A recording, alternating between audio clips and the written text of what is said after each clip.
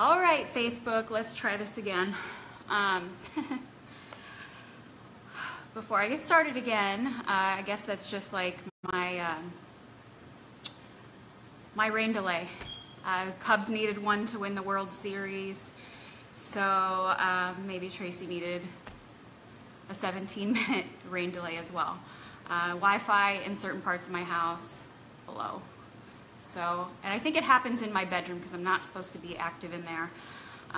That room was never intended for work, so we're moving to a different part of my house. So anyway, back to what I was saying. I just want to get started by saying thank you to everyone that has been throwing love my way. I know that I have been absent, not just online, but in most aspects of my life, except for under this roof with my family and my puppies and all that. And I'm going to avoid trying to read and answer questions and seeing who's on, just to try and keep this as short as possible. This will be a longer Facebook Live. I've got lots of stuff I want to tell you. And I want you to know that this might strike a few chords with some people, and I encourage you, if you believe this can help somebody, what I'm about to share with you, if you believe this can help somebody, please feel free to share it. This is not easy for me. I'm pretty private. I'm an introvert by nature, and although many of you have seen me be very vulnerable and speak to large crowds and been part of large crowds, that is not my favorite arena to be in. But God doesn't waste pain. He never has, and I don't intend to either. And I know that many of you have benefited as a result of the pain that I've been through. The difference with this is most of you have seen me on the other side of the pain. This is the first time, I believe, that you are going to witness me going through it and talking about it. And I waited until now. I know a lot of people were really frustrated with me because I wasn't sharing what I was going through or talking about it enough. And I get it. I get it. I know a lot of you feel really like you know me, and you do. What you see is what you get. However, the stuff that I've been going through is absolutely hands down the hardest thing I've ever been through in my life. And those of you that know me know I've been through a lot of stuff. But this is off the charts. And I needed to be strong enough to handle what would come with talking about it.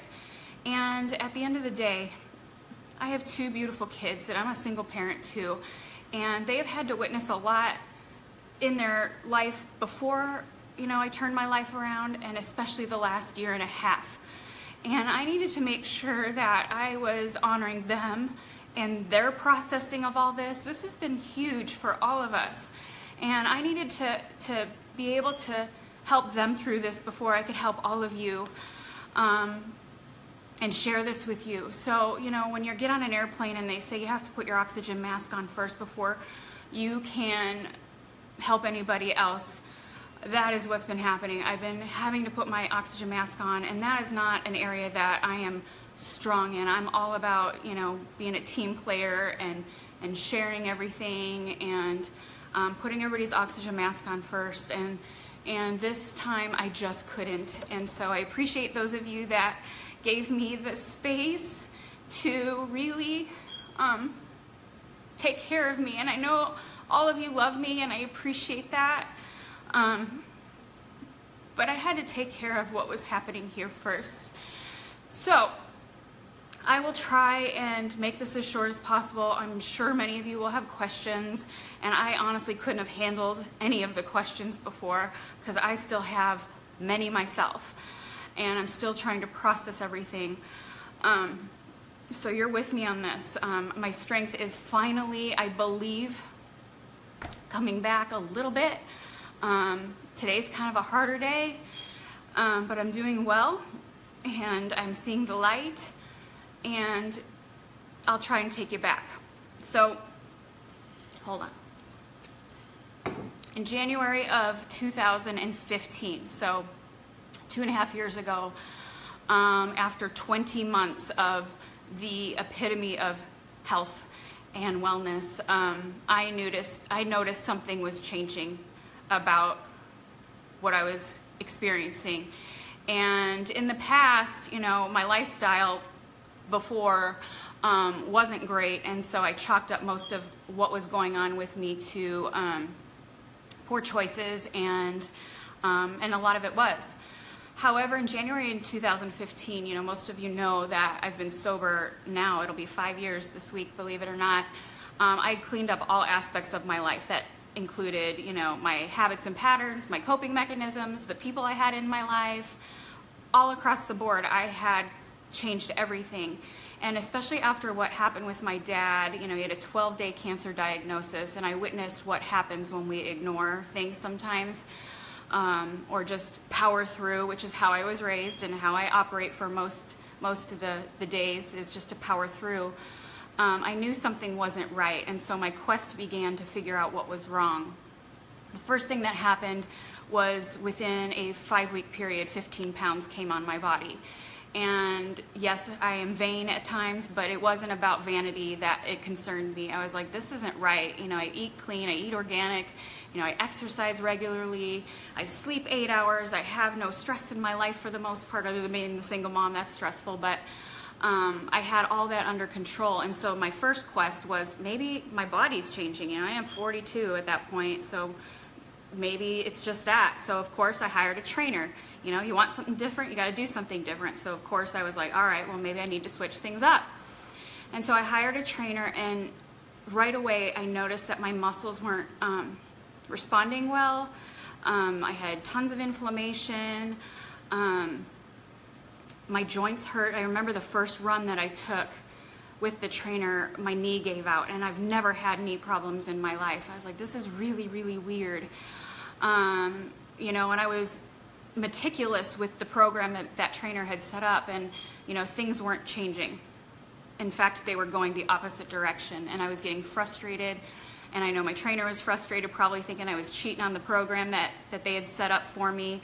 And of course, you know, that person said, why don't you just go get your hormones checked? I'm sure it's that. And, you know, I thought so too. And so of course I did, and everything was fine. And so they thought, you know, that was the first thing that happened. The fatigue, I couldn't recover like I used to. And I'm a former college athlete, so, you know, I'm tough as nails. I really, really am. And I'm not a whiner. I'm not a complainer, almost to a fault. And so I powered through and was not happy with what was happening. The next thing that happened was my adrenals completely shut down, like completely. And I was getting help with a naturopath to try and get that on board, get that back to working. And for 9 months I was on IVs to try and get some kind of energy. I was doing everything. I switched up my diet again, you know, slept more, and nothing was changing. In fact, it was getting worse. And so by the time I was in specialist number 3's office, I knew that this was going to be much bigger than anything that I could have ever imagined. And I remember saying to God, okay, I understand. You're going to use me again. You're going to use me again for something much bigger than me. And I will take one for the team for this. I don't know what it is. I don't know what that's going to look like, but I will endure. I will endure whatever it is you have coming down the path for me. You know, in my head I was negotiating how long that should take. I believed at some point I deserved some credit for time served, so to speak, and unfortunately it doesn't work that way. And so my quest began even further to figure out what was wrong. In 2015, I was in 38 different cities over the course of the year. I did 50 events, pouring out everything I can, powering through, doing what I needed to do. And over the course of that year, it got worse. And every time I would travel, I would end up bedridden. And nobody knew about it. It's not that I was trying to hide it, but I just didn't know. I didn't have anything to report.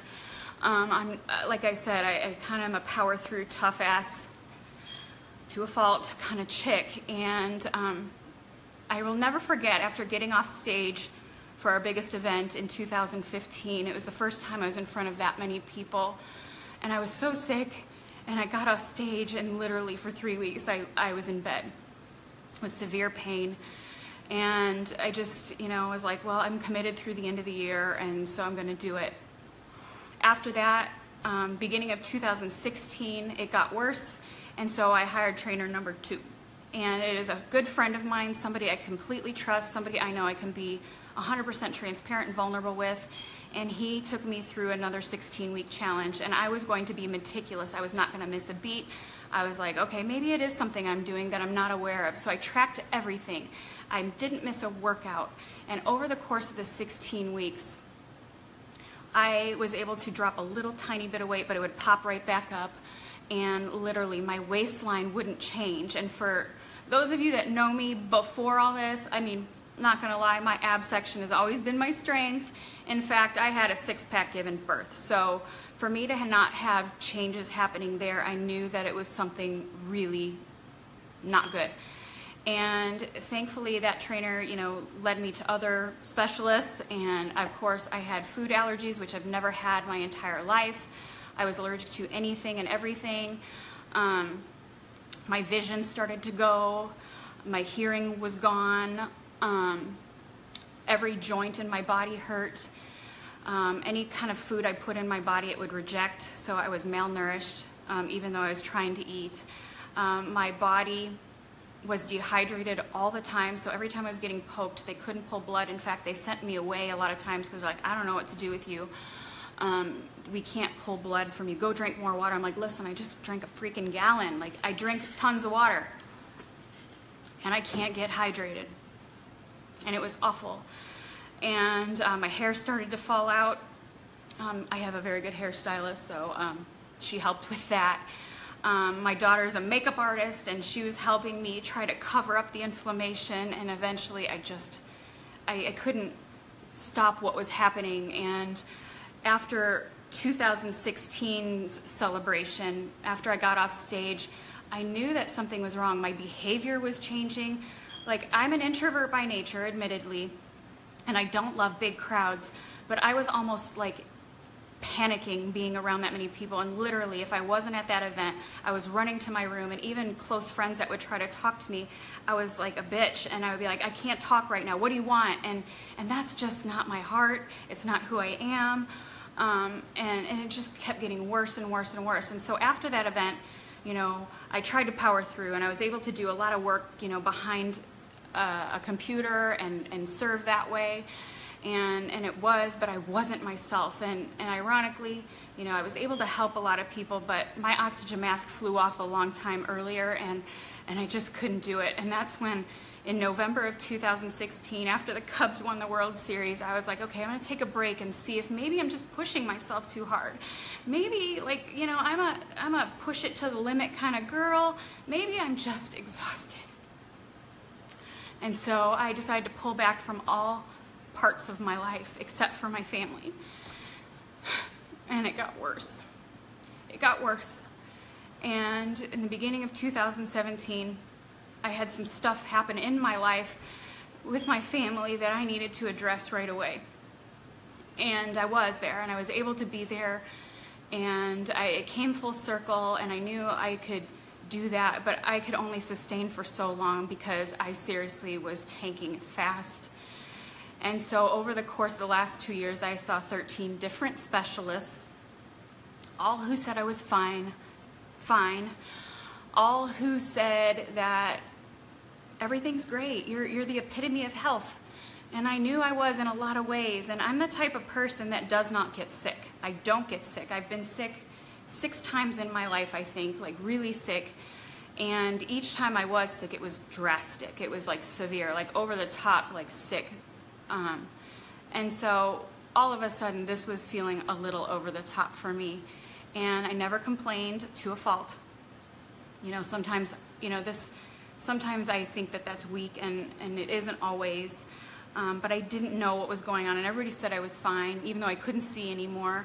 I couldn't hear anything. You know, those tests came back. I'm still 20/20. My hearing was perfect. My blood work was great. Everything was fine. You know, my body fat shot up 10% over the last 2 years, which I wasn't real happy about. And they were like, oh, maybe it's menopause. I'm like, no, I'm not even close. You know, those tests said I'm fine.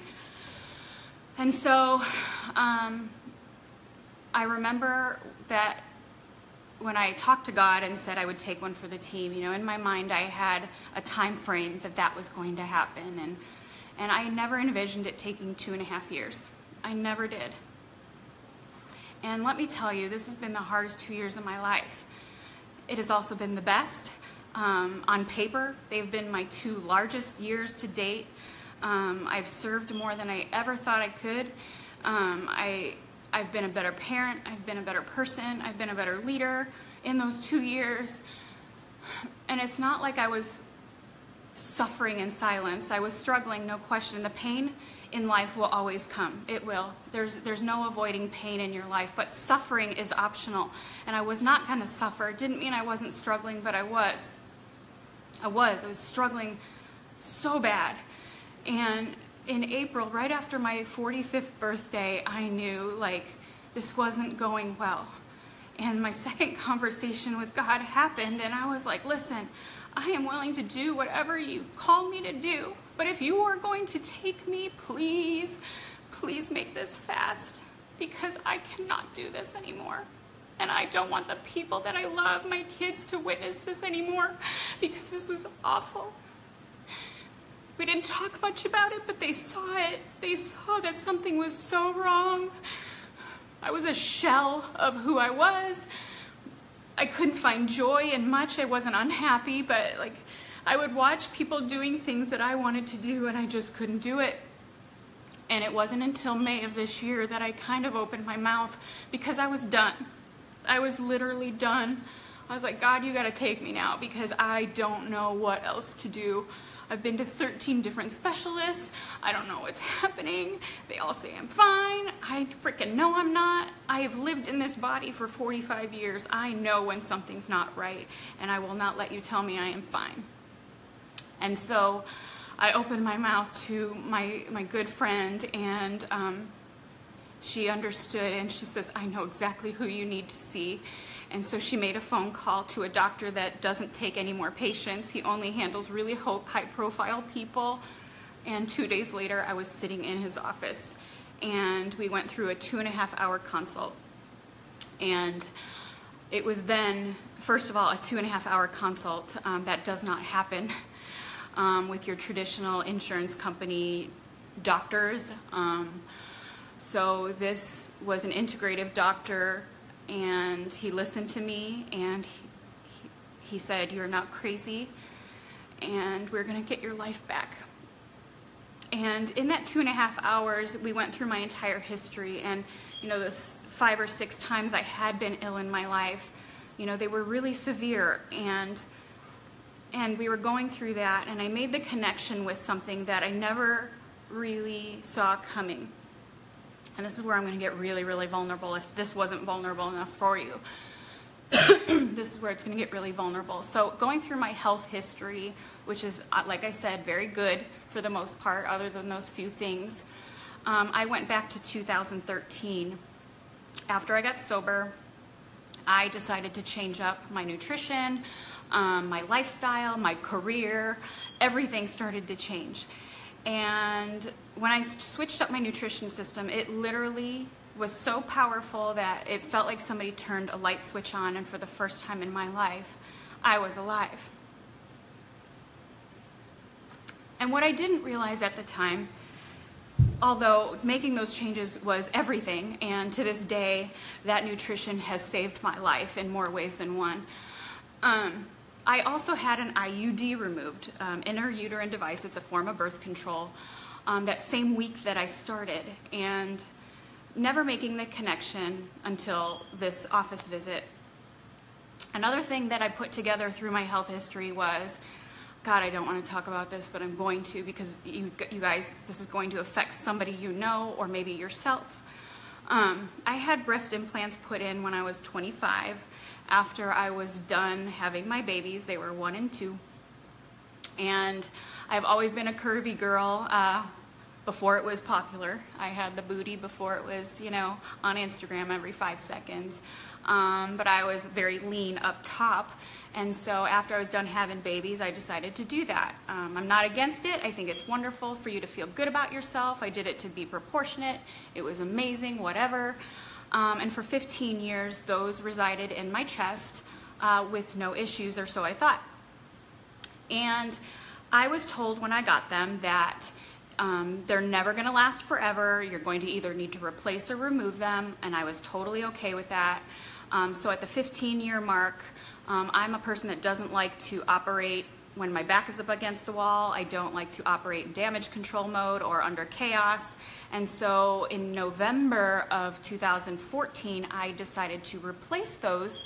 Even though I wasn't having any problems, I figured I was doing the right thing and replace them with the best ones on the market, the most safe, amazing, whatever. And so I put them in. And since I had no issues with my first one, I just, you know, moved along on that journey. And my recovery from that was no problem. What my surgeon told me when I came out of that surgery was my old implants had a small leak. No big deal, just swapped them out. No big deal. And I replaced them with the new and improved, best on the market silicone implants. And that recovery from that surgery was fine, so I was like business as usual. But all my symptoms that I just spoke about before happened within 5 weeks of that surgery. And during this consult, I started to put 2 and 2 together. Because on the IUD that I had, there's silicone in it. What I just put in front of my chest was silicone, and that's when I made the connection. And in that moment, I made the decision, I don't care what these are coming out. And I went home that day, got online and started doing some research, found an incredible Facebook group, and I'll share that with you.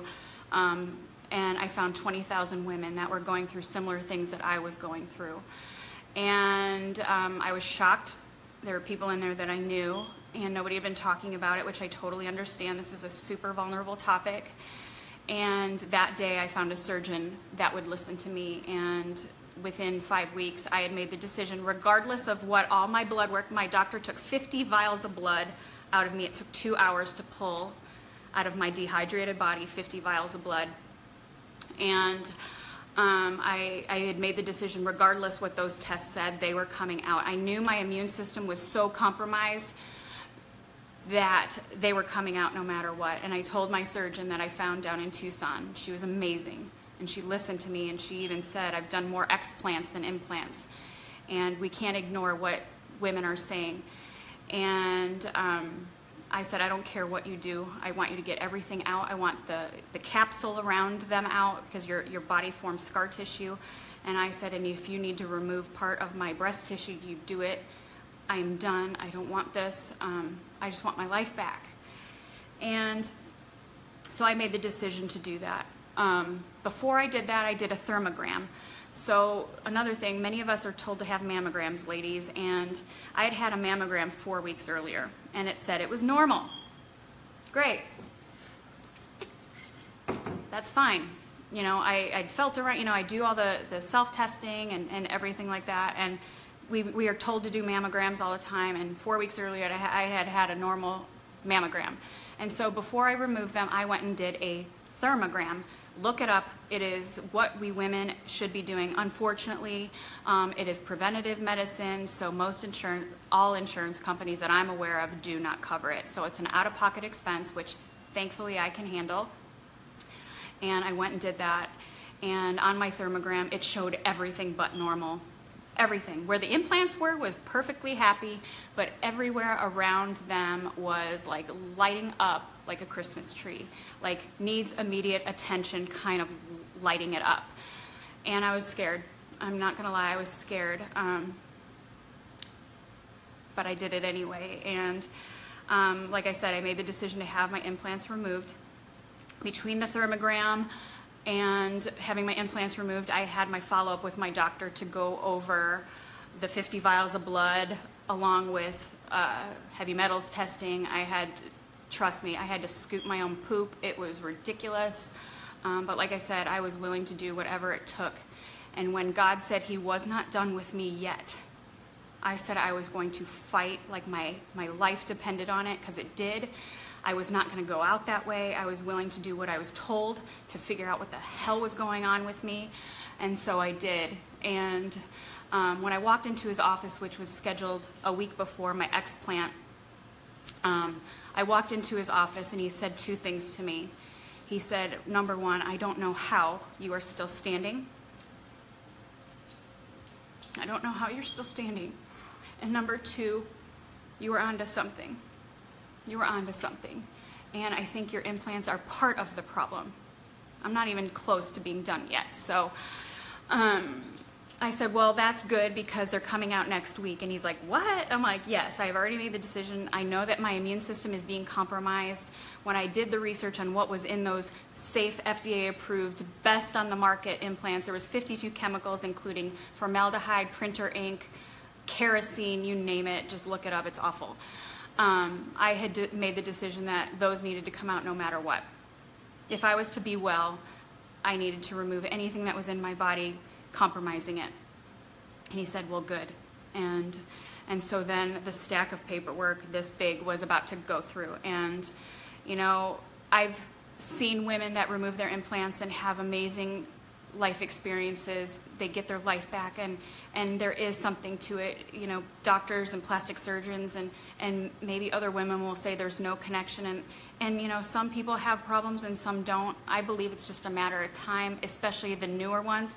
It's kind of like our food sources. You know, a potato when I was a kid and a potato today are two totally different things. Even though they look similar, they're not the same. And same thing with, unfortunately, some of these medical things that they're putting in our body that, yes, they feel better, they look better aesthetically, you know, and I'm not just talking about cosmetic surgery, I'm talking about all the stuff they put in our bodies to give us a quality of life. Just like our food, you know, there's more chemicals in it. And that is going to affect different people differently. And so the first thing he said to me was, you have a genetic variance that some people have, and as long as your immune system's not compromised, you're a machine. Which, going through my health history, that was true.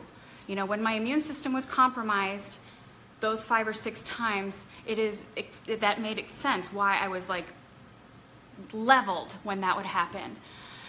And he said, when your immune system's compromised, not only can your body not process, it processes it and detoxes at an 80% lower rate than most people. When it's not compromised, you can do normal things, but when it's compromised, not only do you detox at an 80% lower rate, your body attacks itself. And so for the last 2.5 years, not only has my poor little immune system been fighting for its life, my entire body has been eating itself from the inside out that entire time.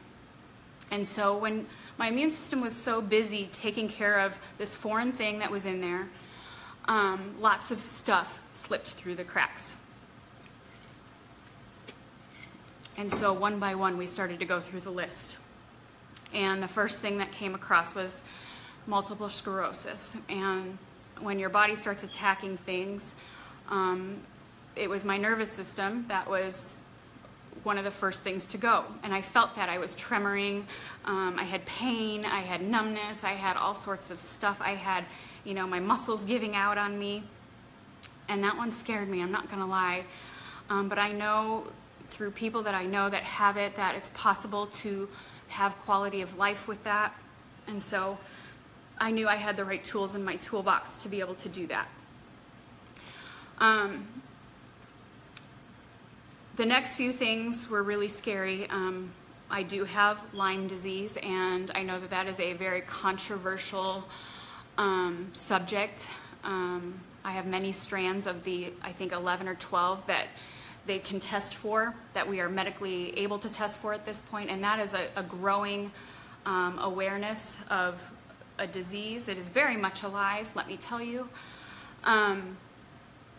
and all the co-infections that come with it. Something that you don't know about Lyme disease, and the sad thing is you know, insurance companies don't want to recognize it. Many doctors won't admit that it is a thing because it is very, very expensive. It isn't like a 14-day antibiotic and you're one and done kind of thing. And because of all the different co-infections that come with that, and because of the genetic variants that I personally have, the list of things that I am dealing with are super extensive. And it's why some people can have Lyme for years and years and years and be a slow, gradual decline, and then somebody like me where they have such a dramatic, extreme case that everything has shut down. And like I said, every body system in my body has been affected or shut down other than, ironically, my reproductive system, which I don't need anymore, let's be honest. I was like, please take it. Give me my brain back.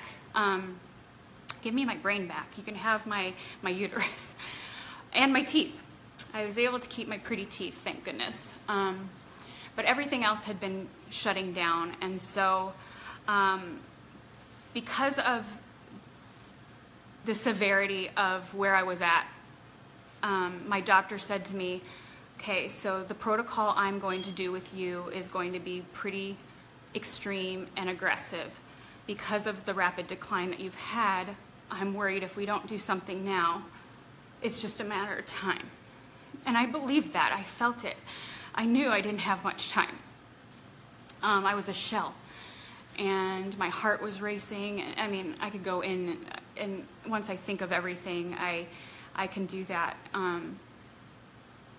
But the brain was the scariest thing. At the beginning of the year, you know, I was barely holding on and I was able to function, but when my brain started to shut down, and what I mean is I wasn't just flighty, or I didn't just have a brain fog. It felt like I had dementia, but I was very aware of it. And like things like I was sitting talking with really good friends of mine and looking at them like, I don't remember the names of your children, and they call me Aunt Tracy, and what is happening. And you know, I'd be talking with other people saying, like, we'd be laughing about something like an inside joke, and I couldn't remember why this should be funny to me. And just my isolation took on a very scary level because it was so challenging for me to concentrate, to hear, to see, to cognitively understand what was happening. I pretty much just, I couldn't do it anymore, and I couldn't work. And I felt such tremendous guilt about that because I care so deeply, not only for the people in my own organization, but many of you that are probably on this or watching this. You know, my heart was to serve, and God put me here to serve, and He gave me a second chance on life to serve, and I couldn't even do that anymore. And I felt such guilt. I felt like I was abandoning people. I felt like I was abandoning my own kids at times because I was just kind of like just this, you know, just sitting here. And when He told me that my protocol was going to be aggressive and very specific to me and my body, which anybody that's getting treatment for Lyme, it should be very specific. It shouldn't be just like, this is what I do for Lyme patients kind of thing, or MS patients, or any autoimmune stuff. You know, every person is different, and what genetics has a lot to do with it. And because of my genetic makeup, the way He was going to approach it was going to be very aggressive. And He said, okay, we're going to do this for 8 weeks. And, you know, in my mind, I was like, all right, I'm in, let's do this. You know, when I make a decision, it's like, okay, I'm going for it. And He's like, okay, I need you to understand what that looks like. And He's like, you're going to have IVs every day for 8 weeks. And I was like, okay, cool. You're going to send them home with me? Like, that's cool. He goes, no, you have to be here every day for 6 to 7 hours, doing all different types of treatments. You know, every day was a little bit different. And I was like, okay. And I was looking at my calendar. I said, but wait, at like week 4, I'm supposed to be in Las Vegas. I gotta do this thing. And He's like, no, you can't. He goes, there won't be another one of those things if we don't take care of this. And I said, okay. The schedule had to be cleared, and it was, and it was so hard. It was so hard. And so, as you probably have noticed, you know, I've got this port in my chest, and doing research on ports was a whole fun thing too, thanks to my stepmom. She goes, you know, they put silicone in those things too. And so I was like adamant about making sure no silicone was going back in my body. So I have this very expensive specialized port that we had to alter to do that. And so this has been residing in my chest now for 12 weeks. Because of my beautiful genetic variants, and my detox is a little bit slower than most people, shocking, you know, I never half-ass anything, so it's no surprise to me that my protocol would change partway through. And so this is what the last 12 weeks has looked like. And there has been lots of throwing up. There's been lots of tears. There's been lots of herxing, which, look that up. That is not fun. My first 2 weeks, I was feeling really good. And I was like excited. And that is when the kill happens. You know, all the Lyme stuff. I have parasites. I have mold in my body. I mean, the list goes on and on and on of things that needed to be killed off in my body, which is a scary thing. You know, I'm full of life. Like, how can we go into my body and start attacking it without killing me? And it was scary, and it was scary for my kids. And, you know, I'm their rock. I'm all they have most days. And for them to witness this too is really scary. And the first 2 weeks I felt great. I'm like, oh, she's back, baby. She's back. And I was, slowly. My recovery from the surgery was still happening, which was brutal for me because she had to go in. My capsule was attached to my ribs, so she had to scrape the crap out of my rib cage and the tissue, and it was not easy for me. And I was still physically recovering, and you know, I've seen these beautiful women who do remove them, and they have, boom, all of a sudden everything's great. And I did have two things that dramatically changed within hours of having those implants removed. All my joint pain went away, every ounce of it, and I couldn't even do yoga at the end because my pain was so bad. All my joint pain went away, and I could breathe. I could breathe, and my throat clearing. For those of you that have been around me the last 2 years know that I had like this annoying throat thing, and I thought it was food allergies, and those three things went away immediately. You know, obviously with Lyme and all the other stuff that is happening, there's a whole slew of 3 pages of symptoms that I have that are slowly getting chipped away at, and I'm grateful for that because they are one by one, every day, every beautiful blessed day. I know I'm doing all the right things to get better, and it hasn't been easy. And like I said, this has been 12 weeks, and I have this thing in, and it's probably not going anywhere for a while, and I'm okay with that. Like I said, I knew that God put this on me for something much bigger than me, to create awareness for lots of things that aren't talked about. My anger at the healthcare system and the FDA, and you know, that's political, and I'll get into that at a later date. But I wanted to tell you how much I love you and let you know what I'm going through. I know, gosh, I know that lots of you probably have questions or want to talk to me, and I understand that, and I ask you to please bear with me. I'm strong, I am tough as nails, but I'm not quite there yet. And I will get to you. By no means am I looking for any advice, please. I understand maybe some of you have been through stuff similar or have your experiences, and I understand that. I am in the right hands. I'm in the best hands in the country, in my opinion, and I'm getting the right care. I don't want any sympathy, please. I know that to whom much is given, much is required, and I have been blessed abundantly with everything in my life. I know that many of you may be suffering, and all I will tell you is this: 2 things. Get genetic testing, which of course is not covered by insurance. There's inexpensive ways to do it. Find out your genetic makeup. When I did my genetic makeup. There were things that I should never put in my body that had been prescribed to me by doctors, that when I did take them, no question is why I was reacting the way I was. The other thing, let me think, my brain's not quite 100%. The other thing is be relentless with your doctors. When they tell you that nothing is wrong, then you find another one. It took 14 different specialists to get the answers, and I am relentless, and I am a fighter, and I fought my way through 13 different ones to get to the right one. So, you know, if you're wanting to talk to me, I understand it. Please, I gotta take my time with this. My oxygen mask is still on. I'm still fighting, and I have really great days, and then I don't. And you know, I've been able to work out the last 3, and let me tell you, like, even with this thing hanging out my chest, I got to Pilates and yoga, and I felt incredible. And this has given me a gift. And, you know, I never felt sorry for myself during this process, and I never said, why me? And in fact, a good friend of mine over the weekend said to me, you know, that she was angry at God for me.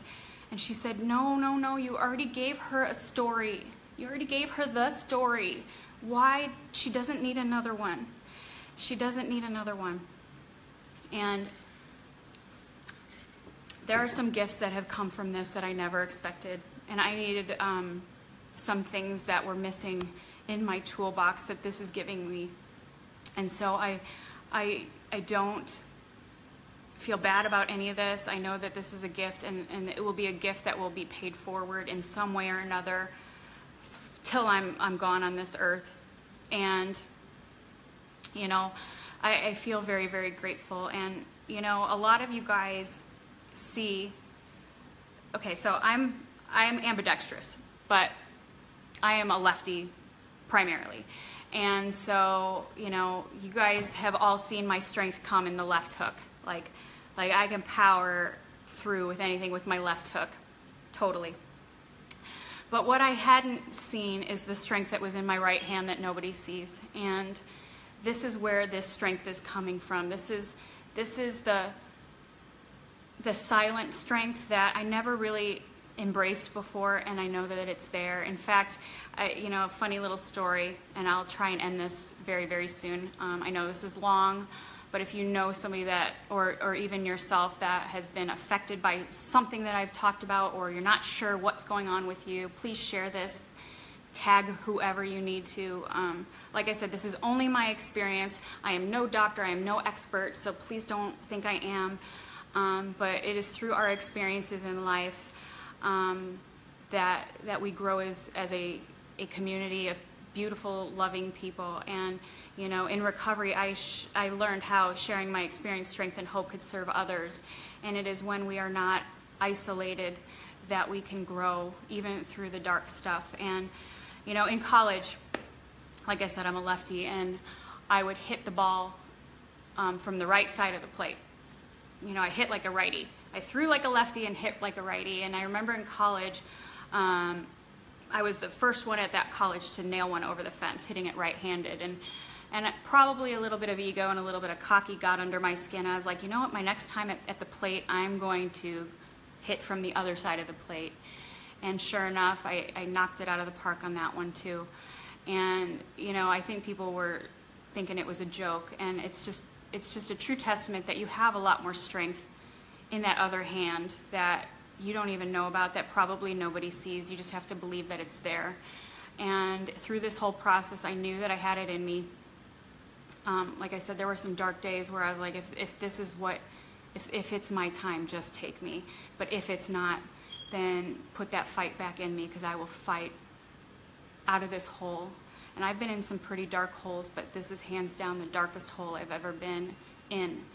And, you know, through my experience of recovery, which, like I said, will be 5 years this week, I knew that you couldn't have favor without famine. And I had lived that. Like I said, I crawled out of the most lonely holes to get here back then, and I saw what God did through that famine. And I've been ridiculously blessed, tons of favor. And I knew that this was just another period of famine for me. It looked very different. It felt very different. And it was going to test every ounce of faith I had. I was going to have to use every tool in my toolbox that I've ever used and taught. And it was very reassuring to know that those beautiful tools that not only do I use and teach, they work in all areas of my life, and that this famine would produce the biggest favor I've ever had in my life, and it has. So I just wanted to end it with that. Like I said, thank you so much to all the outpouring of love that has come my way. I know this is long and probably maybe rattled some of you, and for that, just take control of your health and your body. Do whatever you can to be healthy. You know, when I changed my nutrition, gosh, 4.5 years ago, I had no idea how it would save my life, because I haven't worked in 9 months, you know, and because my entire protocol of treatment is not covered by insurance. It has cost me enough to buy a house, let me just say. And I know that many of you aren't in that position, and it's scary, and I'm grateful that all I had to do was to focus on my health and getting well and keeping my oxygen mask on. And my goal, once I get strong enough, I'm going to come back stronger than ever. You know, to think what I was able to do at my sickest, and not completely locked into my brain. I have no idea what God's going to do with me, but it's going to be pretty darn spectacular, and it's going to serve so many people. And it is only by the grace of the most beautiful God that I'm here. It took a lot of grit to get here and the guts to do this. I'm pretty proud of myself. I did not want to do this. And in fact, when this came on and I was sitting in my doctor's office, I looked at the mirror and I'm like, oh God, you're doing this and I'm going to have to talk about it. Like, I could not talk about it, even though I don't want to. Every ounce of my being did not want to talk about this. And I knew that this was going to be used. And, you know, when it initially happened, and I'll end with this, I saw this going very differently. I thought for sure, like week 1, I would be sharing the entire process with all of you. And, you know, I even started a video diary of the entire process when I was really, really sick. And I thought I would share it because I share everything with you guys to help you. And God just kept tapping on my shoulder and saying, not now, Tracy, not now. You cannot handle this if you talk about it right now. You will, and I will let you know when that time is right. But now is not the time. And like I said, I know some of you are frustrated, and I get it. I get it. I know it's because you love me, and I love you too. So again, thank you. Keep me in your prayers. I know that I have felt every one of your prayers. They're working, and I'm getting stronger, and I'm going to keep fighting the good fight, and I'm going to keep sharing what I learned from my own experiences with you. And God has got a huge plan for not just me, but for all of you. So again, thank you for the love and the support. I feel it every single day. And as I'm hooked up to those IVs, watching the clock tick away, I know that this setback has hands down been the biggest setup for the greatest comeback of my lifetime, in my life. So I love you. I'm grateful for you. And God bless you. Thanks for everything, guys. Bye.